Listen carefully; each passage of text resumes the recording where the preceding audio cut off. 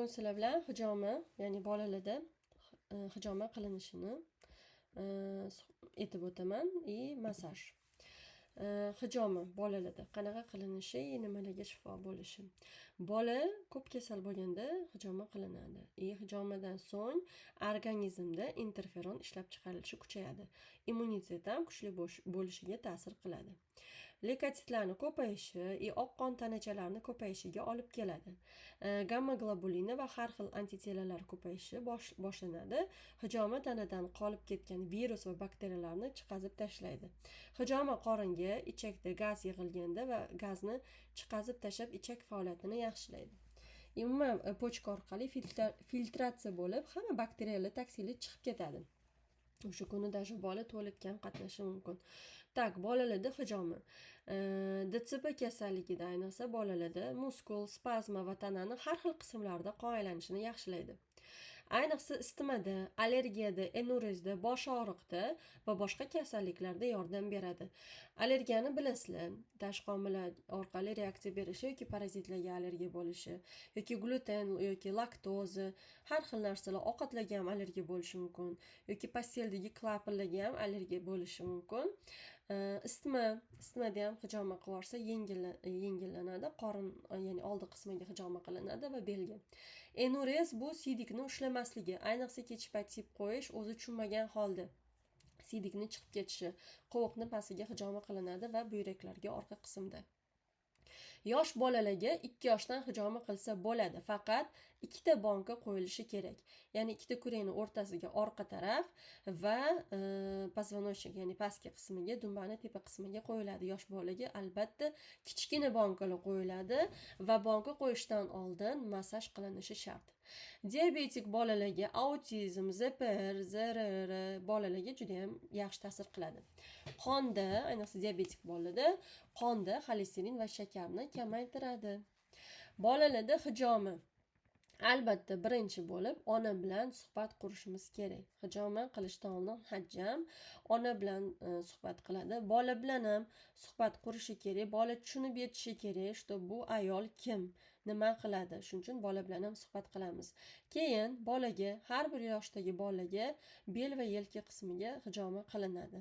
4 tadan 5 tagacha banka qo'yish mumkin. Ya'ni 5 yoshdan 7 yoshgacha, 8, 9, 10, 11 yoshgacha shu 5 tadan banka qo'yilishi mumkin.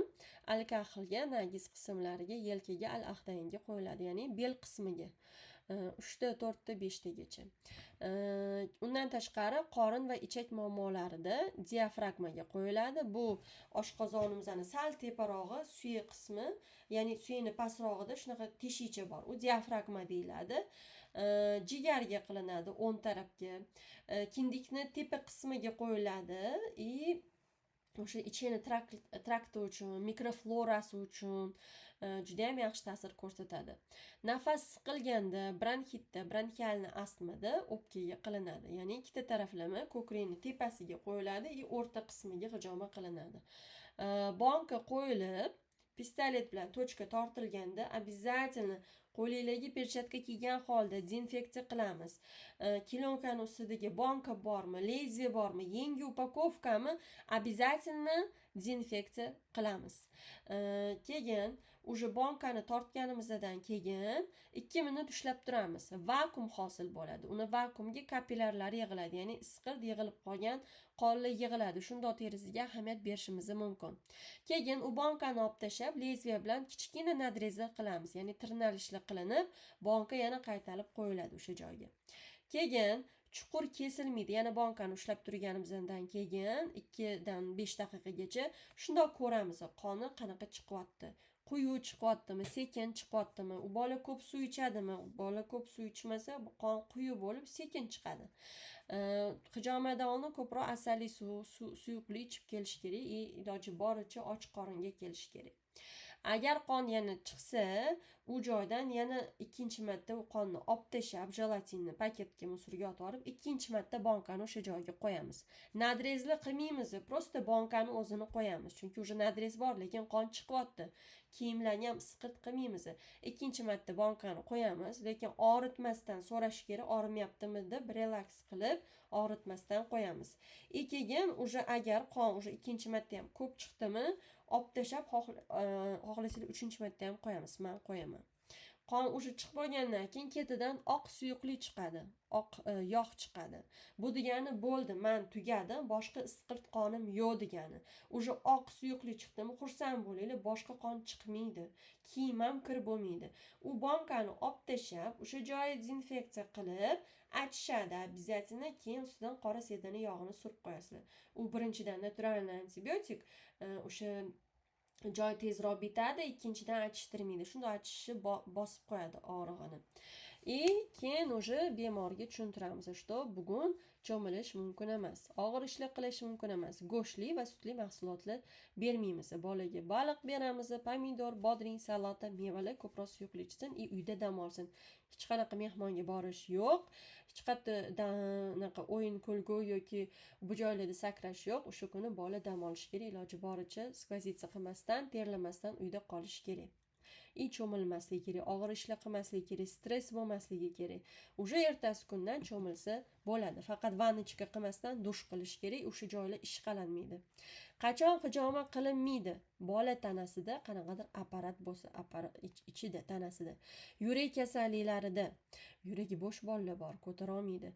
Rak holatlarida, shamollashlarda qilinmaydi. Juda ham ana bolani holi yo'q, kuchi yo'q, yana hijoma qilmoqchisiz, qilib bo'lmaydi. Kamdan kam holatda isitmada qilinadi, isitmani tushirish uchun.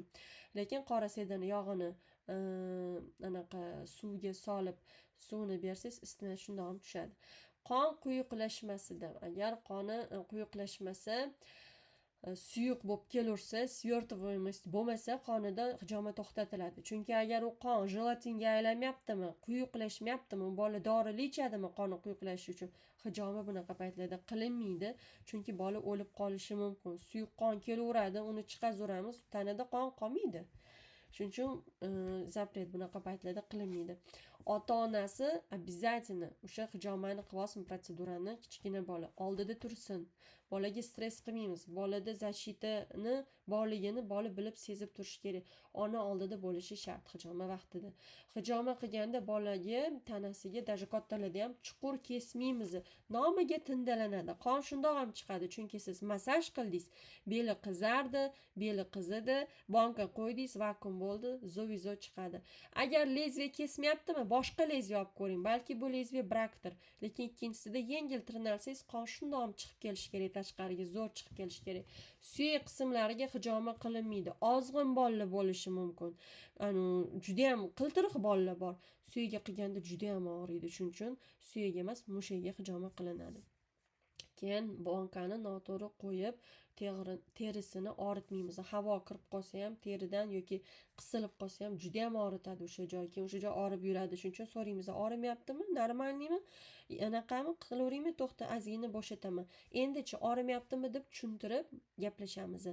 Sut emadigan bolaga hijoma kerak emas, chunki onadan bolaga sut orqali hamma vitaminlar o'tadi. Unaqa bola o'zi sog'lom bo'ladi. Shuning uchun 2 yoshgacha bolani emizsangiz, onadan bolaga hammasi sut orqali o'tadi. Даже o'sha onani ichayotgan vitaminlarigacha.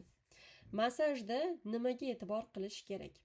Insonni anatomiyasini bilish kerak. Hajom, любой уже hijomani qilayotgan inson, ya'ni qanaqa organlari qayerda joylashganligini bilish kerak. Chunki bir xil insonlar bilmaydi. Poзвоночнигini ko'rishingiz kerak. Massaj qilayotganda yelkalarida qayerda blokada bor, blokada yo'q. Hammasini palpatsion tarzda qo'lingiz bilan ko'rishingiz kerak. Qayerda ishlar bor, qayerda ishlar yo'q. O'sha terisida qanaqa nimalar joylashgan, oq dog'lar bo'lishi mumkin yoki kapillarlar chiqib qolgan yoki xandrozi chiqib qolgan, shishib qolgan bo'lishi mumkin. Massaj qilganda chiroyli muomalada bo'lib suhbat quramiz. Og'ritmasdan massaj qilamiz. Hijoma bu o'zi relaks keltirish kerak. Bir xil patsientlar uxlaydi hijoma paytida. Bu kasbni siz yaxshi ko'rishingiz kerak. Albatta o'zingiz ustingizda ishlashingiz kerak. Sizga yillar kerak bo'ladi, oylar kerak bo'ladi. Lekin siz bu ishni yaxshi ko'rmasdan qilsangiz, bu anaqada nima deydi? Plus tarafi bo'lmaydi. Har bir inson o'zini qilayotgan ishini yaxshi ko'rib qilsa, pozitivniy ishda qilsa, ya'ni buni natijasi bo'ladi. Masalan, massaj qilganda teri qatlamini rangiga ham e'tiborli bilan qarashlik kerak, uni his qilishingiz kerak. Ya'ni terisi rangi o'zgaradi massaj qilganda. Qizarib ketadi, tochka kichkina qon tomirchalari paydo bo'ladi, kapillyarlar. Bu degani men tashqariga chiqqim kelyapti degani. Massaj qilganda texnikani bilishingiz kerak, просто так emas. Quruq massaj qilmaymiz. Massaj qilganda обязательно yog'li ishlatamiz. Обязательно anaqa massajni perchatkasiz qilamiz. Perchatka bilan qilmaymiz. Bolalarda massaj. Bolalarda motorika to'g'ri rivojlanadi, muskullarga foyda, immun sistema mustahkamlanadi. Umuman massaj foydasi. Albatta mutaxassis qilishi lozim. Bundan tashqari boshqa kasalliklarga ham davo. Oddiy massajni bolalarda 2,5-3 oydan boshlab qilsa bo'ladi. Lechebniysi esa уже 1 oydan boshlasa bo'ladi. Uy holatlarida, masalan, onlayn qarab olsangiz ham bo'ladi, master klasslarga qatnashib ham uyda o'zingiz qilsangiz bo'ladi yoki massajistlarga olib borsangiz ham bo'ladi. Lechebniy massaj profilaktika uchun ham bor, lechebniy ham bor, boshqa kasalliklarda qilinadigan massajlar ham bor. Har 3 oyda 10 kun qilinadi profilaktika. Shifokor maslahatisiz o'zingiz uyda massaj qilib ko'rmang. Albatta shifokor maslahati bilan bu kurs sotib olib, o'rganib, keyin bolangizga massaj qiling. Bundan tashqari qonning aylanishi yaxshilanadi, ya'ni sirkulyatsiya bo'ladi. Polniy limfalarni o'sha massaj qilganingizda eritib yuborasiz, blokadalarni olib tashlaysiz, qon yo'llari hammasi tomirlar ochiladi. To'g'ri o'sishi uchun ham juda ham foydali massaj qilish. Xo'sh, bu yog'larimizni turi, yog'larni qanaqa bo'lishi, qanaqa yog'lar ishlatiladi, tepedagi rasmlarni ko'rsatib qo'ydim. Bolalarda allergiya bormi yo'qmi, ota-onasidan so'raysizlar. Chunki bir xil bolalar qora sedana yog'iga allergiyasi bor. Bir xilida qizarib badani qichishib ketadi. Hammaga ham to'g'ri kelmaydi qora sedana yog'i. Birinchi proba qilib ko'rasizlar. Yokida hammaga mos keladigan yog' bu zaytun yog'i, kokos yog'lari.